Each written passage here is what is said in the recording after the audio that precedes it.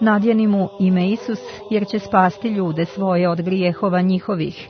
No i sveti apostol Petar svjedoči za ime Isusovo govoreći, nema ni u jednome drugom spasenja, jer nema drugoga imena pod nebom danoga ljudima kojim bi se mi mogli spasti.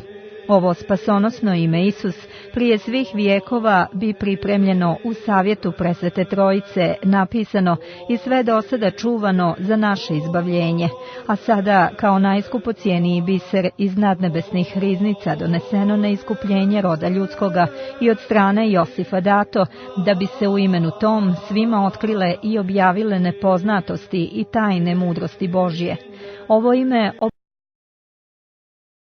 riječi proroka, vama koji se bojite imena moga, granuće sunce pravde, ono kao miro mirisno umirisa vaseljenu.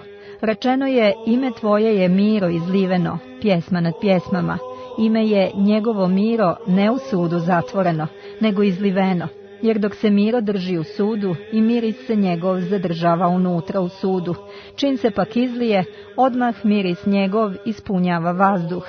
Sila imena Isusova bila je nepoznata u prevječnom savjetu kao u sudu skrivena, a kada se to ime izli s neba na zemlju, odmah pri obrezanju izlivanjem novorođenčetove krvi kao miro mirisavo ispuni vaseljenu miomirom blagodati.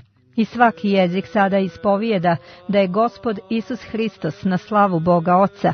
Sila imena Isusova postade očigledna, jer to divno ime Isus udivi anđele, obradova ljude, uplaši đavole, jer i đavoli vjeruju i dršću. I od samog imena tog trese se ad, koleba se preispodnja i iščezava knez tame, ruše se idoli, rastura se mrak bezumnog idolopoklonstva, a izgrijeva svjetlost pobožnosti i obasjava svakoga čovjeka koji dolazi na svijet.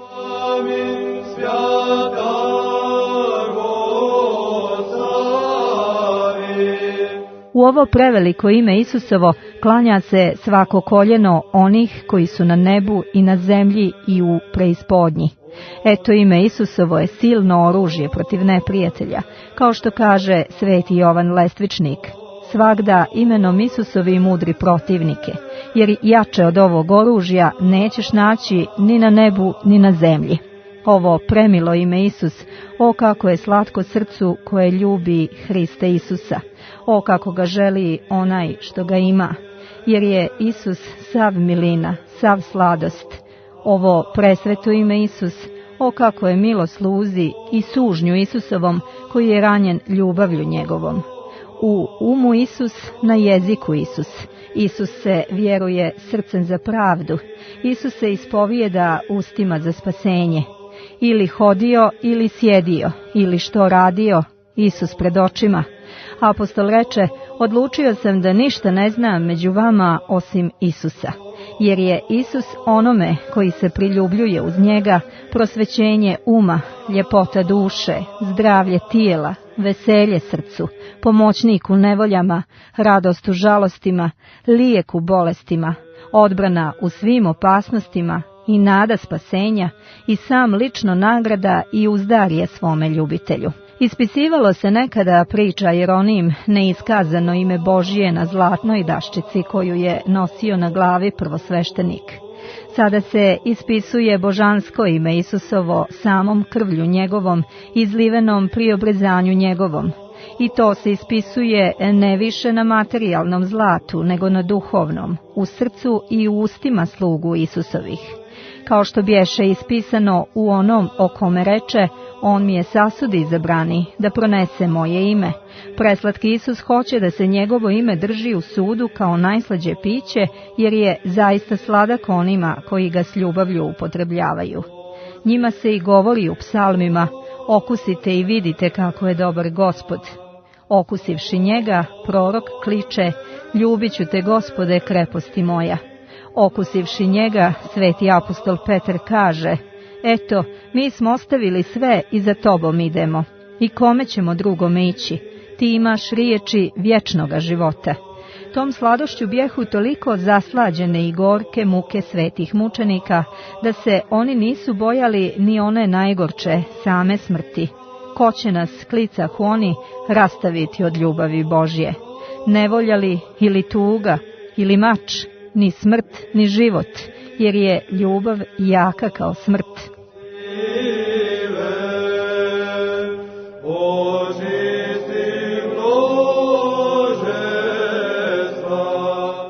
U kakvom sudu voli da se čuva ta neiskazana sladost ime Isusovo? Nesumnjivo u zlatnom, jer je zlato u topionici nevolja i muka prekaljeno, onaj koji se kao dragim kamenom ukrašava ranama za Hrista dobijenim. Takav izjavljuje: ja rane Gospode Isusa na tijelu svome nosim. Takav sud, ta sladost zahtijeva, u takvom želi ime Isusovo da bude. Ne izliva Isus uzalud svoju krv kada pri obrezavanju dobija ime, jer hoće da se sud koji ima da nosi ime njegovo obagri krvlju.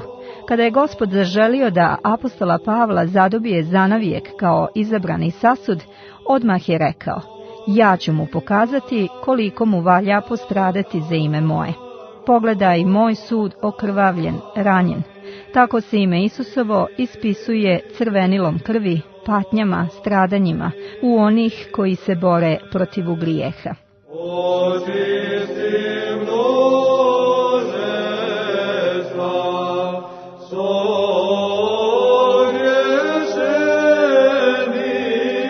Grlimo te s ljubavlju, o preslatko ime Isusovo.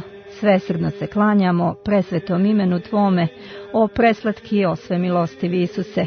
Hvalimo preveliko ime Tvoje, Isuse Spasitelju, pripadamo izlivenoj pri obrezanju krvi, novorođenče nezlobivo i Gospode savršeni. Molimo i ogromnu blagost Tvoju radi presvetog imena Tvoga i radi premile krvi Tvoje izlivene i još radi sve besprekorne majke Tvoje koja te netljeno rodila. Izlij na nas obilnu milost svoju. Zasladi srce naše samim Tobom, Isuse. Zaštiti i ogradi nas odasvud imenom Tvojim, Isuse. Označi i zapečati tim imenom nas, sluge Tvoje, Isuse, da se i u budućem vijeku Tvom obretemo i da sa anđelima slavimo i veličamo vavijek prečasno i veličanstveno ime Tvoje, Isuse. Amin.